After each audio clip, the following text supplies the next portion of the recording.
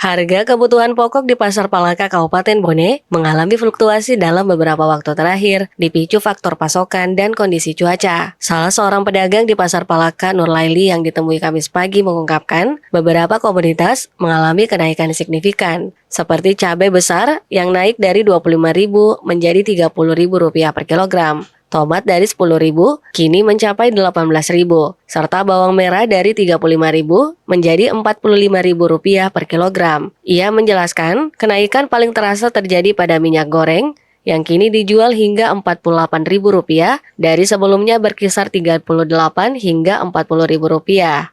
Sebelumnya 5.000 sampai naik 10.000, sekarang 18.000. Cabai rawit sekarang turun 40. Pernah 80, 70, 60, sekarang 40. Mungkin karena kurangnya atau bagaimana, kurang tahu juga begitu, karena biasanya naik kalau musimnya, sekarang dalam musim deh. Mungkin karena cuaca begitu.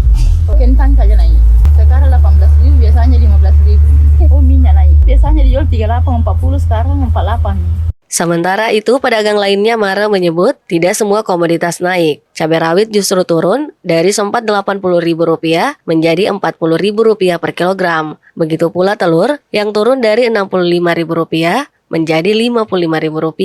Ia menyebut fluktuasi harga dipengaruhi pasokan dari luar daerah, seperti Malino, Endrekang, dan Bantaeng. Tomat turun. Tomat ya 15. Oh, 15. Sebelumnya 10.000 setengah kilo. 20 setengah. Minyak saja 21 modal. Dijual berapa, Bu? 22. Kalau dulu berapa tahun gitu? Biasa diambil tak 16, dijual 18. Udah 17 setengah. Telur juga turun. Telur 55. Oh, dulu berapa? 60. Pedagang berharap pasokan kembali stabil agar harga bahan pokok khususnya minyak goreng dapat kembali normal di pasaran.